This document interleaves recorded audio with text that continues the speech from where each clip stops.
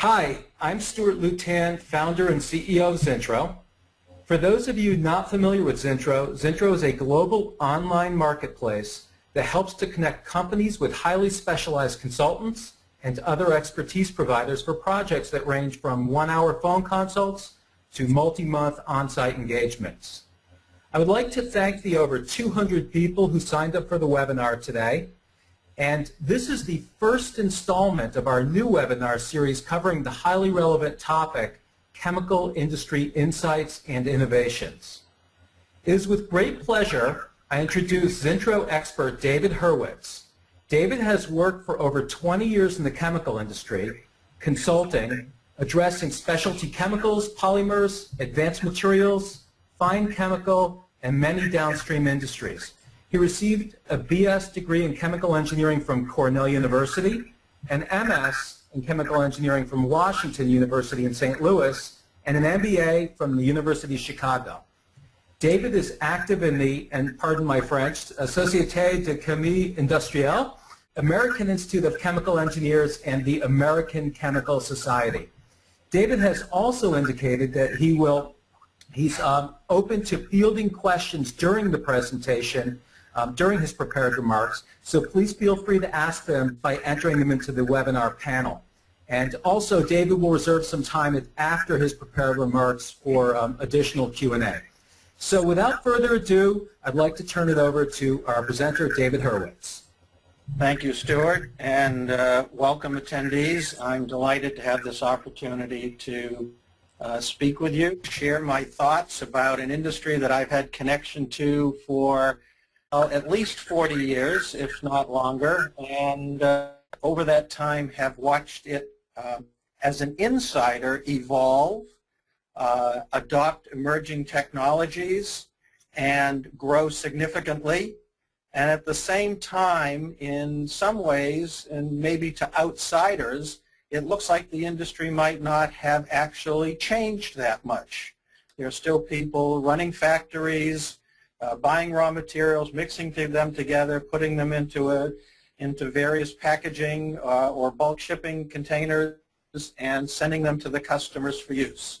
That appearance of the industry hasn't changed much. But a lot of what is going on inside the industry has actually changed, and I'll share some of those thoughts with you. In addition,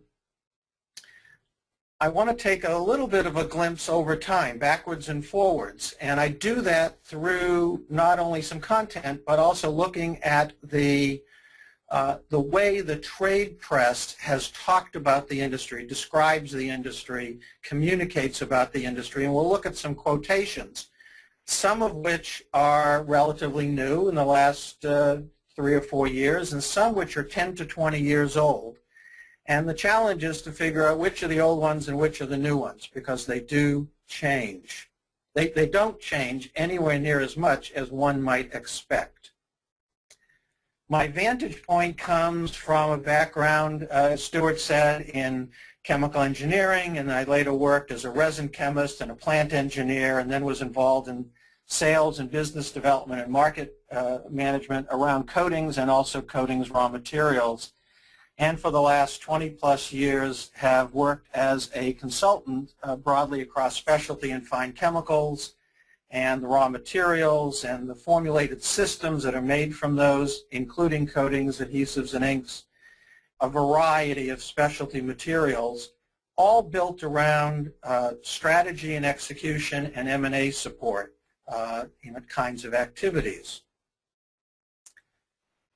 So let's take a look quickly at several of these quotations. And the real question here is, if you read these, and take a minute just to read them, which of these are actually old and which of these are new? And I'll just, all-out efforts to please customers with higher value paints that offer greater efficiencies, environmental advantages, and imaginative features. Or the greatest challenge is providing environmentally sustainable products that achieve the correct balance of properties and performance. Or innovation is the driving force behind success and growth in this industry. including new raw materials, new cross-linkers, lower temperature applications, lower application temperatures for powder coatings. If you had to guess, where do you think these quotations came from? The relatively distant past or more recent? And really think about it. In fact, the first quote and the last quote are actually more than 10 years, and I believe both of them are actually close to 20 years old, while the middle quote, the second quote, is actually about 3 years old. And yet, the flavor of these comments, in my opinion, don't really change a lot. And we'll see in two other examples how time really doesn't seem to be moving for the trade press, or at least the language they use, the lexicon around the industry. So let's take a look. To me, as an insider, much has changed. There's significant industry restructuring, consolidation, and globalization, and the footprint of the industry is quite different than it used to be. Regulations continue to evolve, impact both the coating chemistry and the formulation technology. The product stewardship issues that have more recently emerged and sustainability goals are adding both challenges as well as opportunities for formulators as well as raw material suppliers. And finally, the technology has evolved in such a way that the products we are making today are different in meaningful ways from the products the industry made 15, 20 years ago, and often are providing far better performance than in the quote-unquote good old days. Those who have been around a while might remember seeing cars driving down the road and the sunlight had basically scorched the paint into a complete disaster, alligator, faded, chipped, peeling, and today that's a much less common occurrence, and the paints are quite different today than they were when that was happening maybe 30 years ago. The evolution is multifaceted. It's significant volume and value growth. It's change in the geographic scope, particularly with the emergence of rapidly developing economies. So the nature of the industry has changed geographically, while also finding regional characteristics which mean that the industry has to operate in multiple regions and may have to operate differently with customized products in some of those regions. There's been a lot of restructuring and a lot of concentration that's taken place, and I'll say more about that in a moment. Again, the regulatory environment continues to evolve, and even in places like China, there's more interest and concern about the products that they are using. All of that leads to demands on chemistry, demands on product forms, and even demands around application technology, where, for example, in the auto industry, again, they're actually putting on electrodeposition, primer, and then base coats or tie coats, baking them once instead of twice, and then putting on the top coat. And the technical objective is to do all the applications of the various coating layers in sequence and only bake the coating one time. Anyone on the line that's either operates in the paint industry or is technically savvy would understand that that's a very, very significant challenge, but is being pursued because of the benefits, the economic benefits, the environmental benefits, energy consumption, and so on for the industry. The industry has grown. For example, in 1990, the global business was valued at about $35 billion and was as high as $91 billion in 2007. With the economic crisis, it retreated a bit, but with the recovery and expansion around the world, we now have an industry which is roughly on the order of $105 billion, 3 times the size just over 20 years ago. On the volume side, we can use China as an example. Their use of coatings has grown from about 2 million tons to about 12 million tons since 2001. That's a 6x increase, and they have passed the U.S. as the largest single country market. So that's a huge change, significant addition to the global business. The consolidation of the industry has been seen really in what I would describe as a dumbbell kind of industry structure today. Very significant concentration at the top and many, many small players at the bottom, very little in the middle. At the top end, you've got the changes that we've seen over the last 20 plus years, or really 30 plus years, is that the largest player in the industry was $1.3 billion in about 1982, and today AkzoNobel is about $13 billion. So over those 30 years, there's been significant concentration at the top. In fact, the top 10 players represent about 53 to 55% of industry sales, and the top 25 are about 70% of industry sales.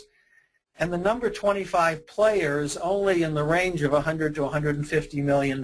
So the size of these companies is falling off quite rapidly.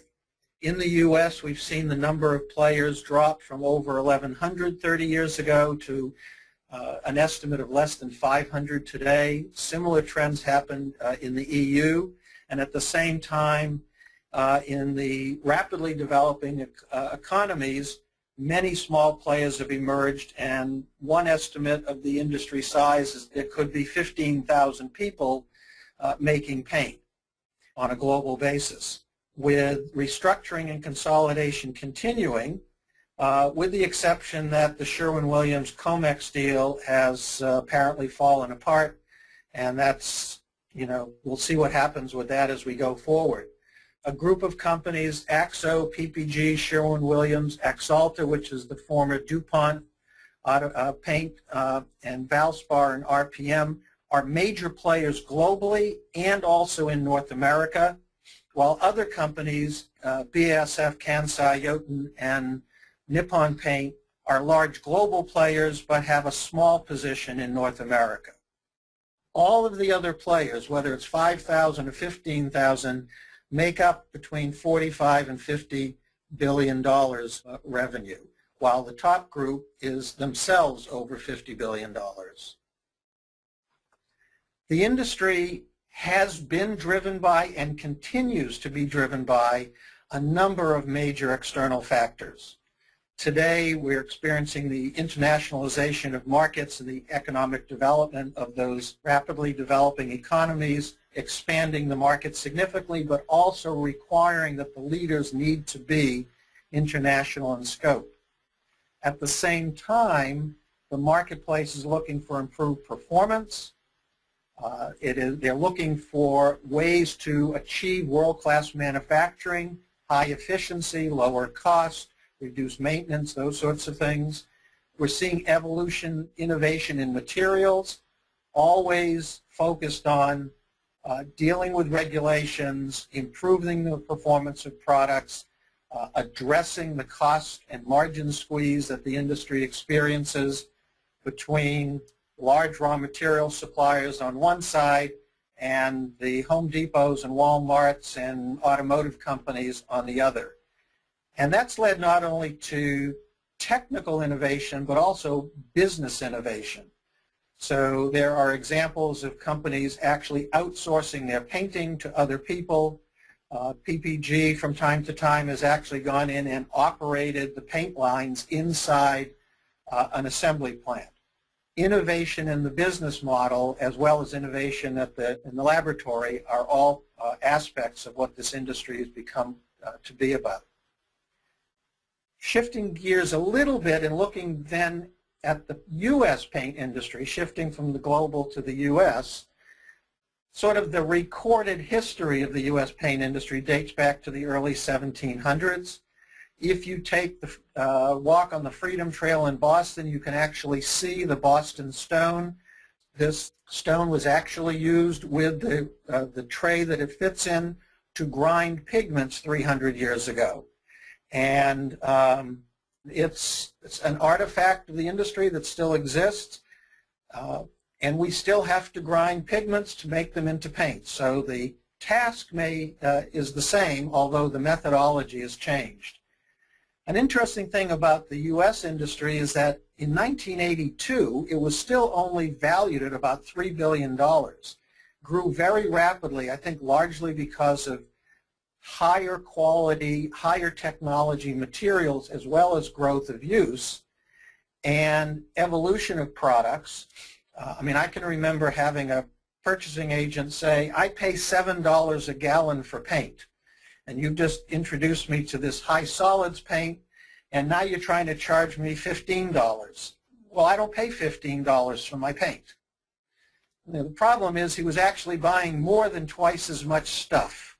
He could coat twice as much area with the $15 paint than he could with the $7, but he didn't understand that. The industry grew through 2005, 2006, 2007 timeframe to about $23 billion. We had the downturn in 2009, and the industry now has recovered to very close to that $23 billion level, and hopefully will continue now to grow, to increase in value and volume going forward, but we'll see at the end that there are some real issues about whether that will happen. So let's take a look again at how the industry, has looked at the industry, has described the industry. Are these quotes the way things are today, more modern, or are they the way things were? And again, if you look at these, pressured by a combination of environmental, consumer, and regulatory concerns. Increasing low VOC content is a challenge. Focusing on new technologies and innovations. Trying to be more efficient. Coating manufacturers are developing products that meet these needs and with higher solids contents, and there are similar trends in Europe. Well, rather than drag the suspense out, these are all actually within the last 3 or 4 years.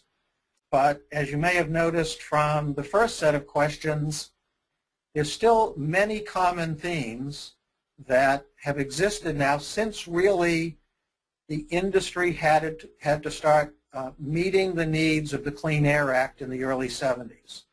And that's driven a lot of what's happened in the industry.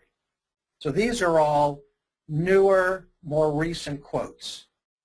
And they suggest, when you look through them and understand the underlying needs of the industry, that this is an industry that is focused on cost, but also on quality and also on properties. I don't think anybody cares how much they pay for their car, but if the paint finish didn't last, they would be upset. The notion of painting your house and being able to wait 20 years to paint it again versus having to paint it every 5 years, you will pay $25 a gallon for a paint when you used to think that a $10 or $15 gallon of paint was expensive. All of those things are coming together for the industry, both at the formulator level and at the user level, so that companies are trying to deliver better aesthetics, customized style, better durability, better weathering, features like self-cleaning and self-repairing, biologic resistance from mildew and mold and so on, anti-fouling and marine coatings. And there's this category of products that I describe as I am free. I am free of VOCs, I'm free of hazardous air pollutants, I'm free of heavy metals. That I am free theme has really caught hold with consumers and in some cases industrial users of products, but and the challenge has been met to a large degree by paint formulators. But you need to keep moving the needle, and innovation will continue on these spaces. In addition, we've seen the emergence of the sustainability driver. So people are looking for lower energy, whether it's in cure or in material use. The use of renewable raw materials. So green products, green chemistry is important. And LEED compliance, particularly in the building and construction industry, is a major issue.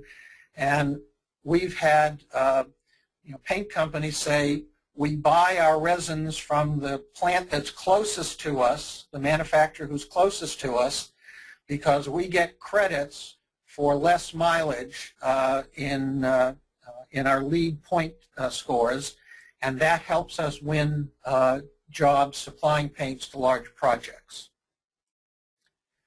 The response has to come, for the most part, from the R&D organization.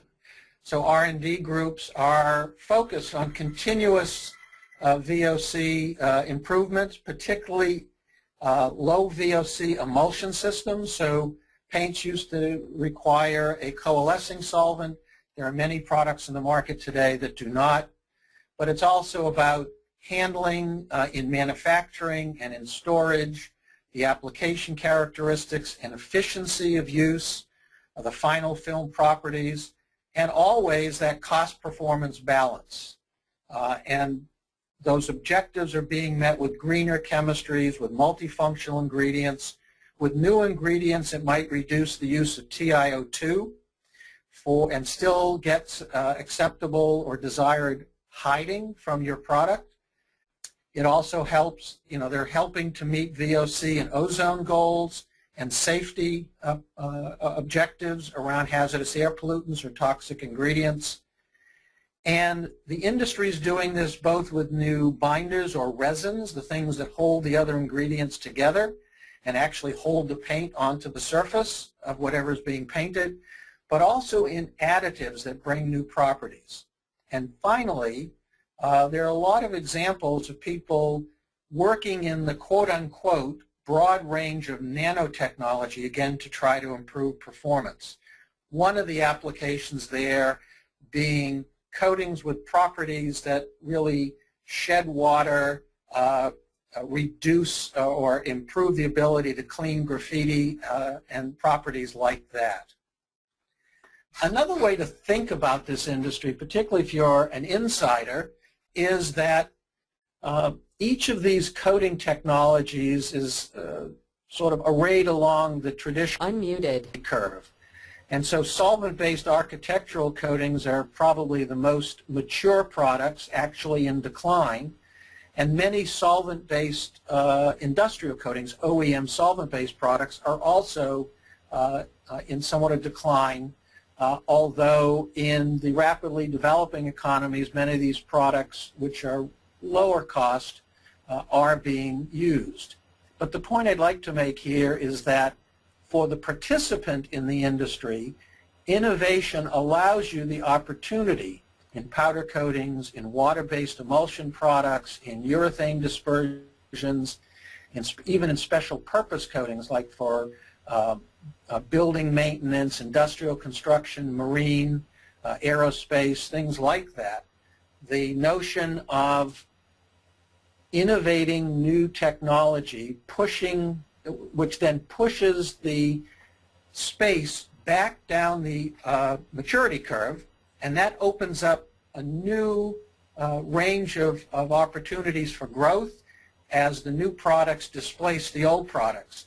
So the innovator can actually achieve higher than industry growth if they are successful at innovating their product and moving it up the value chain as a result. So another way of looking at the needs and challenges of the industry, what going forward is the sort of the innovation challenge. For those people actually using the paint, they want paints that have desirable characteristics, that are compliant, that enable them in whatever place in what industry they're operating in, to be able to differentiate their products by delivering new items with color and styling or appearance options. They'd like lower operational costs, reduced maintenance. They want greater painting efficiency and energy use. And they'd like that these products are easier to work with and have less OSHA risk in operation. And there are some people who would like to be able to position themselves as using green products because of the benefit that that has from a market communication standpoint. their customers or their users of products want the end product to be of better quality, longer lasting, lower in cost if possible, but have properties that of interesting gloss and color options and more corrosion resistant, better weathering, those sorts of things. The end user is often aware of and interested in the notion of the IM-free products, so they'd like to say our products are made with products that are safe or do not have things like chromate pigments or other heavy metal pigments, and which we've seen a problem with in some things like toys coming out of China, where there were products used in those paints that were on the toy products that were actually hazardous. So there's a lot of compatibility, there's a lot of fit, a lot of overlap, but there are differences between the person applying the paint and the person using the product that the paint went on, whether that's a house or a car or a dishwasher or a boat. These things generally apply. So we've seen historically already a range of innovations that should be mentioned. The emergence of water polymers that have enabled the replacement of solvent-based products in very demanding applications. Solvent-free, one-component and two-component polymers that enable the use in applications that at one time could only be satisfied with solvent-based materials. We've seen improved product performance from a group of additives called polymeric dispersants. We've seen other additives, spacers and opacifiers that improve hiding. We're seeing more use of color concentrates. Think of this as the products that color your paint to your desired end color in the Home Depot or Lowe's or Ace Hardware or wherever you happen to go is not just about DIY paints, about do-it-yourself paints. It is also increasingly about ways to improve the efficiency of making even industrial coatings in the factory and doing the pigment dispersion and building of color concentrates, moving that into specialist organizations. We certainly have come up with VOC-free additives, because even if you made a VOC-free emulsion paint and then you put additives in that bring solvents with it, you may in fact have a product that's out of compliance. New rheology modifiers to improve the way paints apply and their stability, the way they flow and level and give you the appearance that you want. I mentioned the wet-on-wet auto painting. And then new things. We do have photovoltaic coatings that generate electricity. We have thermal reflective coatings that are going on roofs to reduce the energy load in the building. And there certainly are examples of self-cleaning and self-healing polymers that are emerging from the laboratory. So the innovation space is one that I think is really very critical to the health and the success of the industry, and one that is in demand by the marketplace. And so those two things come together. I think that's 1 + 1 = 3 for all people involved. If we step back a little bit and look at the U.S. industry and how its performance will develop going forward, a little bit of forward thinking here. A lot of it's going to depend on the pace and where we actually see recovery in our economy. And this is continuing. Will we actually get the OEM, the industrial remanufacturing, the relocating of production of durable goods to North America? What will happen, or how will regulations continue to evolve, and requirements of things like product stewardship? I can tell you in Canada this has become a really important issue, and paint retailers, for example, are deeply involved now in being able to help consumers to recycle their products and not have them go into the environment.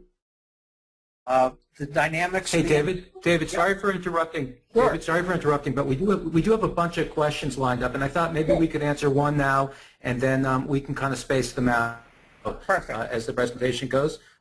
We have one question from Mariano about the Nokia company. Yes. And he said, since very recently they've begun to dabble in the texture of your touch screen. Will the same way be for painting? Will we have connectivity will there be connectivity to achieve this? I don't know if this is an area that you have a lot of experience in, but that was one question that came in. Okay. So I think the short answer is that there's a lot of interest in the aesthetics and feel of coatings, and there are sort of suede-like coatings that are already have been applied for a long time in applications, interior applications in the automotive industry. They almost feel like they're leather or suede.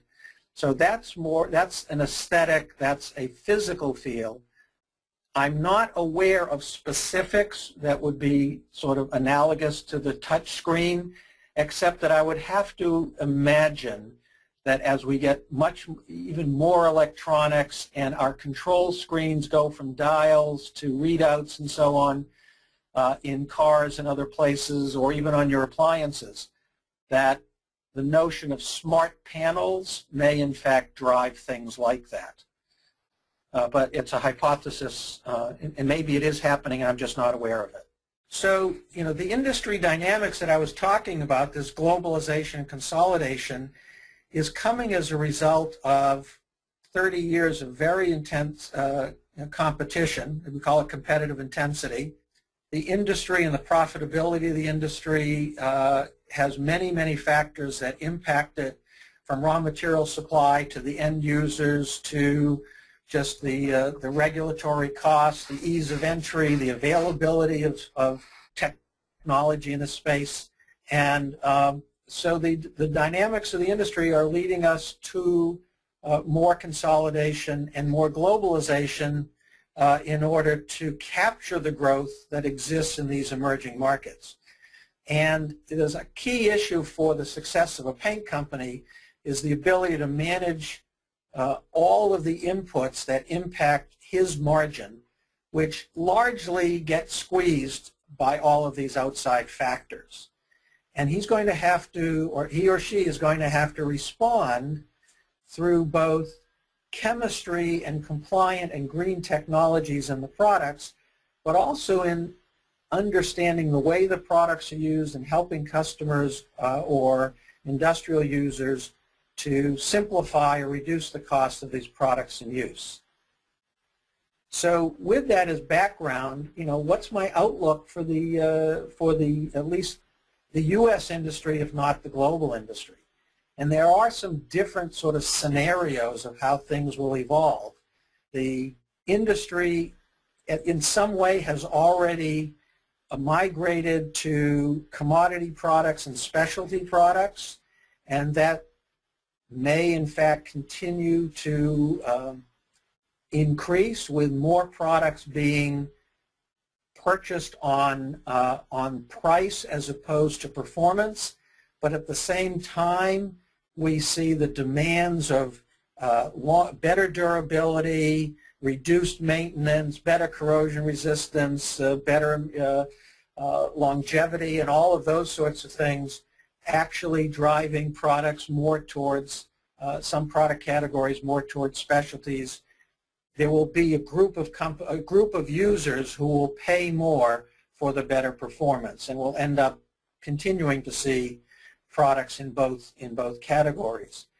It's right now we're in this fits and starts, slow evolution, slow recovery in the U.S.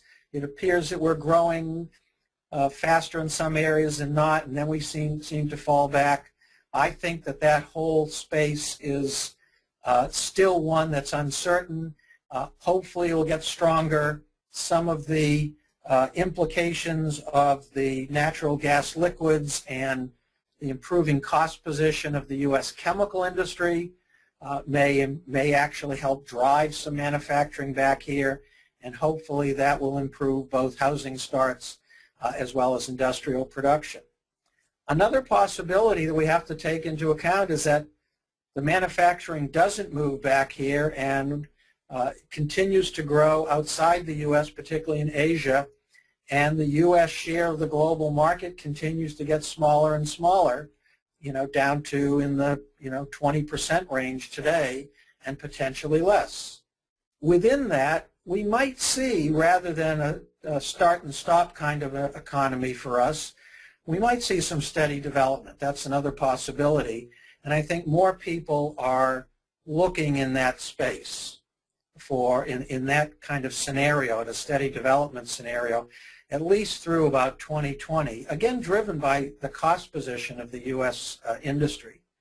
And finally, there will be segments where a new product evolution will lead to some renewal and rebirth, and we might see some growth associated with that above industry averages for specific sectors. All of these right now, in my opinion, in some way are observed in the marketplace, and they haven't really sorted themselves out, although I think that innovation driving some renewal, steady development in some of the market segments, and specialty products are all things that I am observing examples of.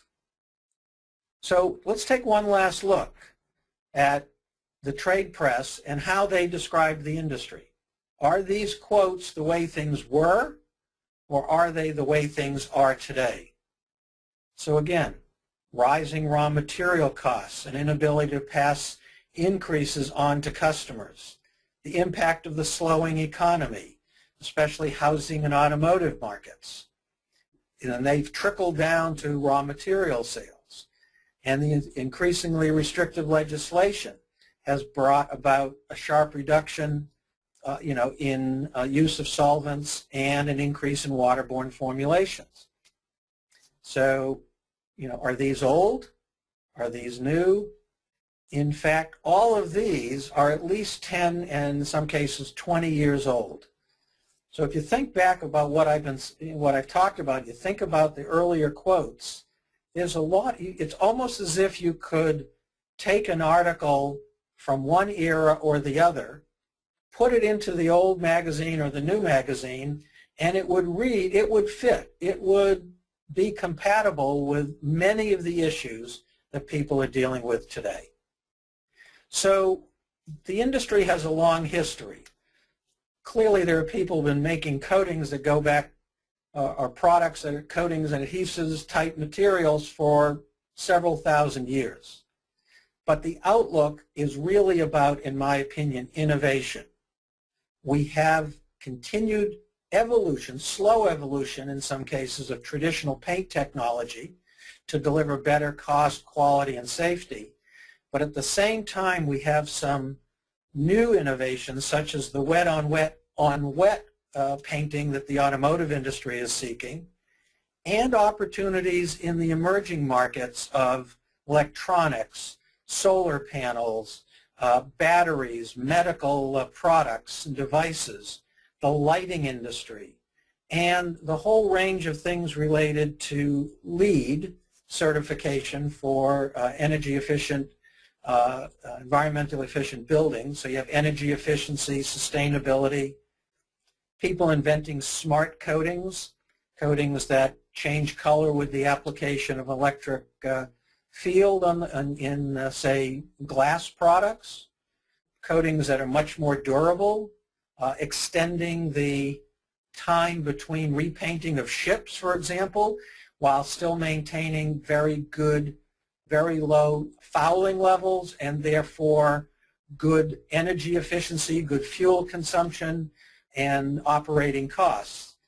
So there's a whole range of things like that that we've seen in the industry, we continue to observe, and if I look at the kinds of products that came out of the recent the American Coatings show, it's a range of new additives, new polymers, new emulsions, new painting technologies, new pigments technologies, all geared to meeting these needs that we've talked about in this particular presentation. So with that, I'd say I think we have an evolving industry. There's a lot of emerging technology. I hope you've appreciated my thoughts about the look ahead and also the glimpse that I took at the past. Thank you for attending this Zintro webinar, and on behalf of my entire organization, I want to thank you for attending. If you'd like to talk more about your own situation, whether it has to do with business or technology, strategy, whether it's about globalization and market entry services, sustainability, or innovation and R&D effectiveness, those are all areas in which Edgar Garnett Partners serves the specialty chemicals and materials industry. Thank you. Great job, David. I have a couple of questions I'd like to serve up to you. And the first one may be one where the person may have to get directly in touch with you. But let me read it, and you can see if you can give a quick response, and then perhaps the person could reach out directly to you. But this is from John, and his question is, I'm interested in learning more about fusion bonded epoxies, layered polyolefins in oil field, onshore and offshore applications.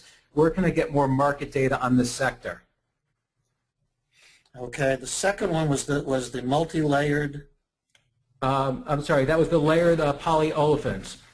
First, I will say that I've noted on, I think, a LinkedIn discussion group, there's been questions about the multi-layered polyolefins, and while I have some thoughts about that, it's not an area of strong expertise, but I also would only see it as a part of the coatings industry if these materials were then somehow applied to a substrate for a particular purpose, as opposed to being used as film products on their own.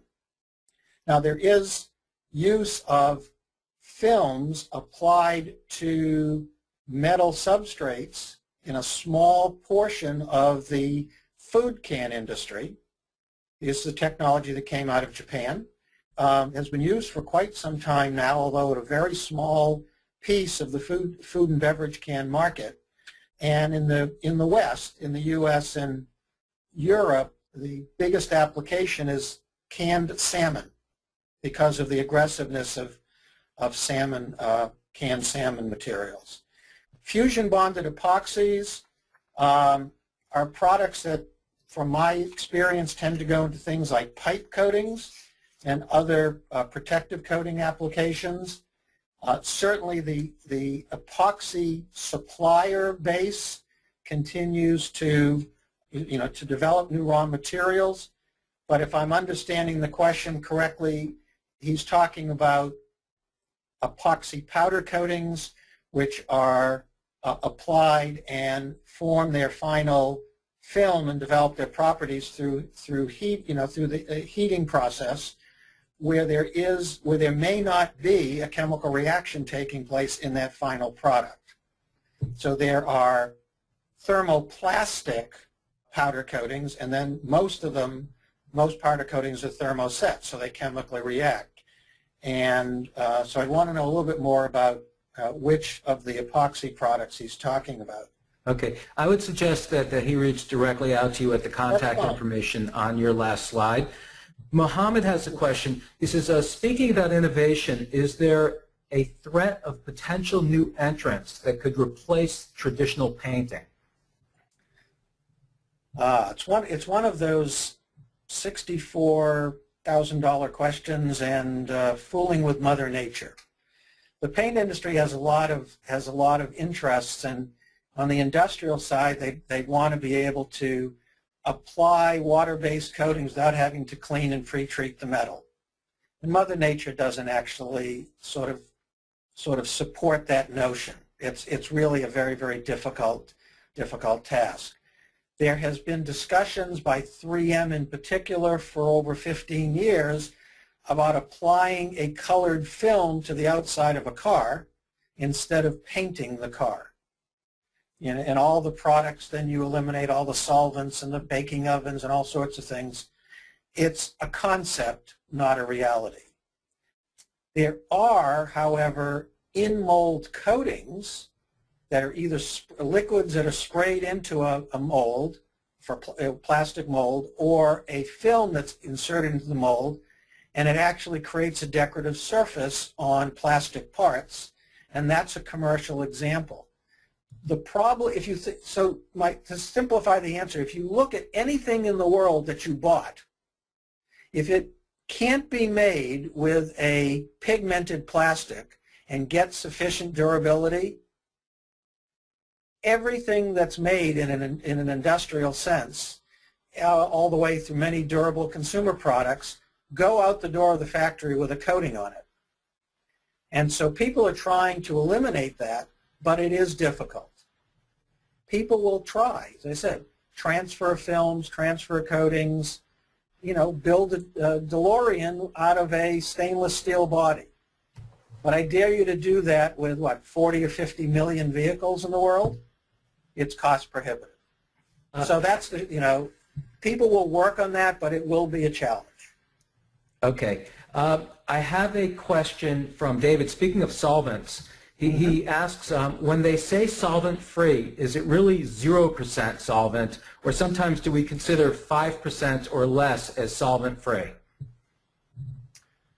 I believe that with label claims, the products are supposed to be able to be applied in film form, and that they do not in general contain any quantity of solvent. Now, having said that, this has been a continuum as the industry, just take house paints, have taken the products from solvent-based to water-based with 3 or 4% coalescing solvent or plasticizer type materials, and then you put in solvent-based colorants, and you actually had VOCs that were going off into the room. Today, the original VOC or solvent-free house paints actually did have some solvent in it, because when you colored them, you were putting it back in. Or they hadn't completely eliminated co-solvents or plasticizers, which weren't actually termed solvents in the traditional sense. But today, the best products are, I believe, actually solvent-free. If you go to on the industrial side and look at solventless liquid coatings, urethanes and epoxy products that the manufacturer has not added any solvent to, the applicator may still do that in the field because of temperature conditions, application conditions, or just the fact that he always did it that way. And so in use, it may not be solvent-free, but when the manufacturer made it, it's supposed to be. Okay, David, we have a bunch more questions. I'm going to limit it just to 2 quick responses. Okay. And then people can feel free to contact you at the information on your slide. We have Idris. It asks about, what about applications in the food sector? Are there any I'm going to paraphrase this, is there any food grade paint? Everything that's on the inside of a food or beverage can is food grade coatings. You can't put food into the metal can without coating the inside. So that's actually a very old technology. If you're talking about things where, if you're talking about things like a food processing plant or a kitchen, there are paints that are made with products that are grass, generally regarded as safe, historically used, and all of the hazardous materials have been taken out, and those are the kinds of paints that are used in food manufacturing plants, restaurants, food handling warehouses, breweries, wineries, all sorts of places like that. So yes, there are paints that are approved, have FDA approval for food contact. And the FDA approval is direct food contact and indirect food contact. So the coating that's on the outside of a package, which may come in contact with your food, has a different approval level than the stuff that's on the inside. Okay, thank you. And last question is from Frank. He asks about carbon fiber coating. Are there any new materials and new technology on that And specifically, I don't know if this is a separate question or related to the same question about ship coating. So I'm not sure exactly what he's talking about in terms of carbon fiber coatings, whether he's looking for coatings that go on the carbon fiber as coatings are applied to optical fiber, otherwise you couldn't handle them. So I don't know if that's the case, or if you're talking about coatings for carbon fiber composite components. So if he wants to contact me, we could explore that. The ship, painting of whether it's small boats, yachts, or or large craft, whether it's whether they're container ships or cruise ships, there's a lot of work that's going on there because they have still largely been solvent-based products because of the nature of what you're trying to do and the performance you need. But there is interest in water-based products. They're getting better. And I mentioned the hull coatings where they have to have resistance to fouling or growth of barnacles and other things that slow the ship down and impact energy consumption and speed. And some of the new coatings there that can go for 5 years, sometimes more, without going to dry dock for repainting. We did have another question about EMI shielding and the market size related to that. I'll make sure that that person can get in touch with you. Okay. And I would like to first of all say that I found the presentation to be absolutely fascinating. I think the juxtaposition between the new and the old quotes really is very telling. And also, I was just absolutely amazed by the growth of the market in China and how quickly it dwarfed the U.S. market. Mm-hmm. On behalf of Zintro and our 140,000 members, thank you so much for sharing your insights. And to our listeners, please feel free to contact David. You can contact him directly at his firm with the information provided, or you can contact him through Zintro at zintro.com. We would be glad to forward any requests to him as well. This closes today's presentation. I wish all of you a very nice day. Thank you, everybody.